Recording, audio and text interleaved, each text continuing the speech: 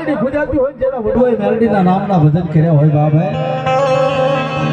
કોઈના કળ ભાગલા એ મારી ઉગતાની મેલડી બેઠી હોય